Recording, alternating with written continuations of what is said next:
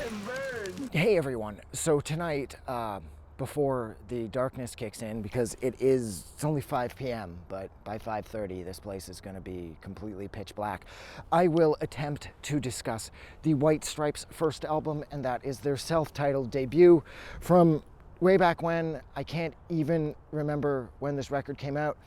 I remember I had to special order it from the HMV at the Oshawa Center, and it took like 8 weeks because HMV's ordering was pathetic. But this was way back before internet shopping was a thing, so you didn't really have a choice at that point. Yeah, this would be one of those sort of, this is like one of the most sort of misleading first albums I think a band could possibly release. Because whereas on one hand, with songs like Jimmy the Exploder and Stop Breaking Down and The Big Three Killed My Baby, on one hand, you're under the impression that you know where their sound is going to go from here.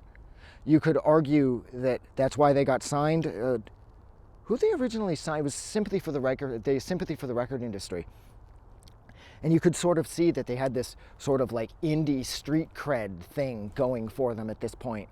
And Jack and Meg were sort of mysterious, and were they brother and sister? Were they ex-boyfriend, girlfriend? Were they married? Of course, that would turn out to be the case. But at this point, it was apparently just this honest brother and sister duo from somewhere in the United States who had incredible chemistry together. And Jack White, even though he was a child at this point, he was already proving himself to be an incredibly gifted songwriter. And this was I think the first record I heard from the White Stripes was White Blood Cells, pretty much like everybody else. And then I went back and I grabbed this and Distill, or Distigal, as I like to call it. And whereas White Blood Cells, well, no, actually, you know what? Now that I'm thinking about it, each White Stripes record is sort of like a country unto itself. Like, it has its own rules, it has its own laws, it has its own wants and needs. And then once that record is completed, they move on to whatever their next record will be, and that sound and that direction will be something entirely new and exciting. Because from their first one here to Distill, there's a noticeable shift in tempo, songwriting, production, and that would continue on, because from Distill to White Blood Cells, and then from White Blood Cells, like through Elephant and Get Behind Me Satan and Icky Thump, it's like this band kept low-key reinventing themselves. Because the music on this first record, when I look back compared to their other records, I find this record to be sort of slow and almost sort of droopy sounding.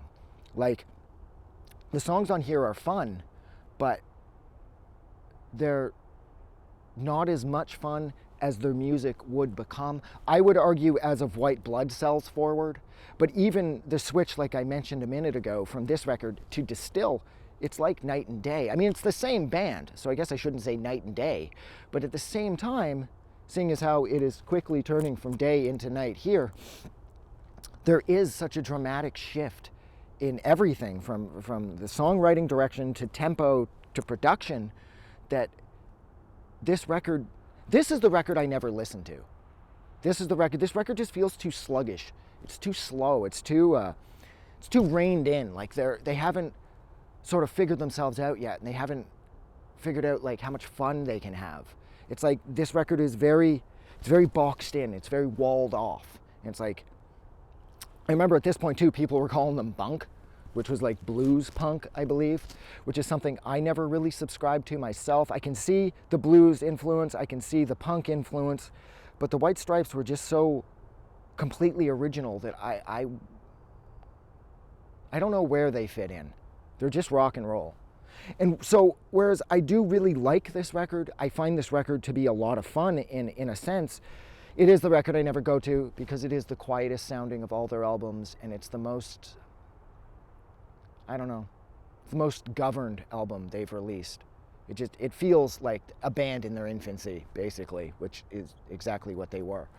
So I think I'll leave it there. So thank you so much for hanging out with me for a little over 5 minutes while I discuss the White Stripes debut album from way back when. If you liked this review, like always, don't forget to do something nice for somebody. You guys are amazing. Thank you for making it till the end of the video. Have a good night. I just wanted to say thank you for making it through the entire video. I really appreciate it. And I'm going to remind everyone one more time, even though I've probably already done this in the video that you just watched, to please click the like button as well as the subscribe button because it helps this channel grow. And thank you for hitting like and subscribe, and we will see you guys really soon.